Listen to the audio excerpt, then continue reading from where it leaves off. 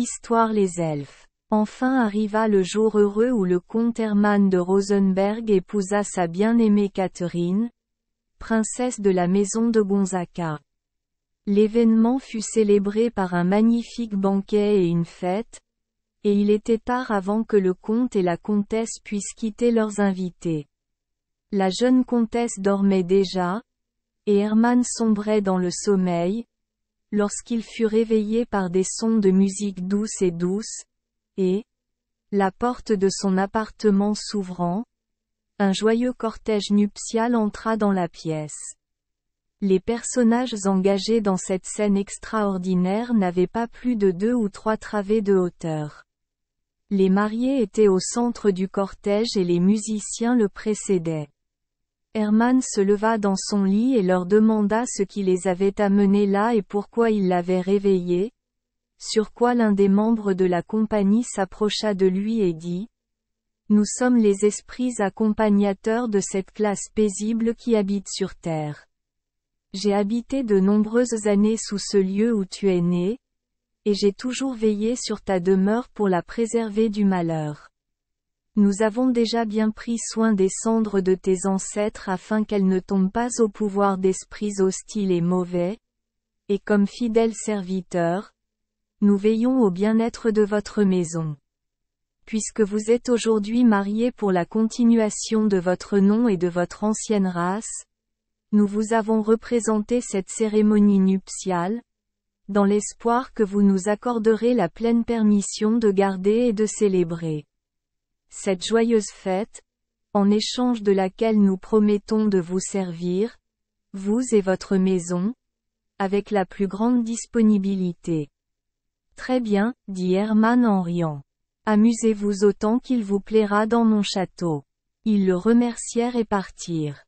Hermann ne put pourtant chasser de son esprit cette scène remarquable, et c'était le jour qu'il s'endormit.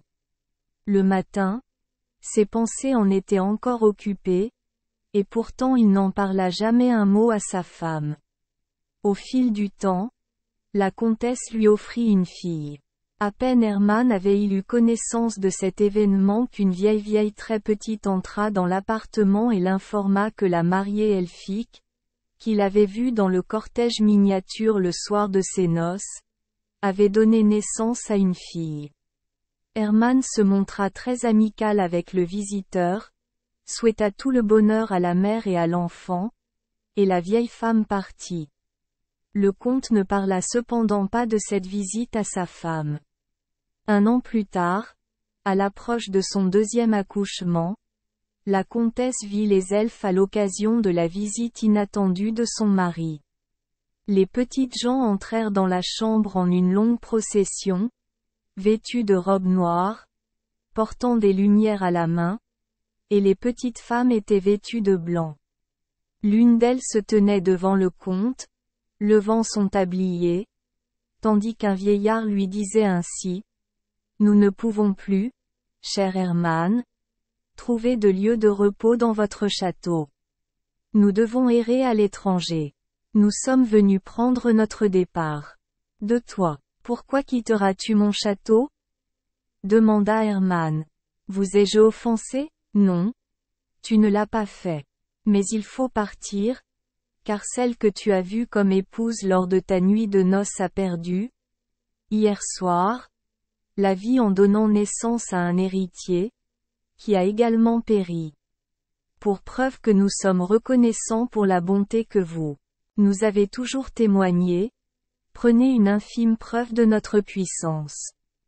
Quand le vieillard eut ainsi parlé, il plaça une petite échelle contre le lit, sur laquelle monta la vieille femme qui était là. Puis elle ouvrit son tablier, le tendit devant Hermann et dit : « Saisissez et prenez. » Il hésita. Elle répéta ce qu'elle avait dit. Finalement, il fit ce qu'elle lui dit, sortit de son tablier ce qu'il supposa être une poignée de sable et le déposa dans un bassin posé sur une table à côté de son lit. La petite femme lui demanda d'en prendre une autre poignée, et il fit encore une fois ce qu'elle lui demandait. Alors la femme descendit l'échelle. Et le cortège, pleurant et se lamentant, quitta la chambre.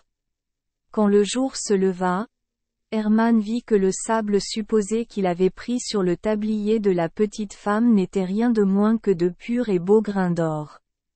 Mais que s'est-il passé, ce jour-là? Il perdit en couches sa comtesse et son fils nouveau-né. Hermann a pleuré sa perte si amèrement qu'il a été très vite déposé à ses côtés dans la tombe. Avec lui périt la maison de Rosenberg. Merci les enfants des Esperluette Croisillon 39. Avoir écouté des contes de fées au jour Esperluette Croisillon 39. 8. Espérons que les histoires apporteront aux enfants des moments heureux et significatifs. Si vous aimez notre chaîne, veuillez appuyer sur le bouton S Esperluette Croisillon 39.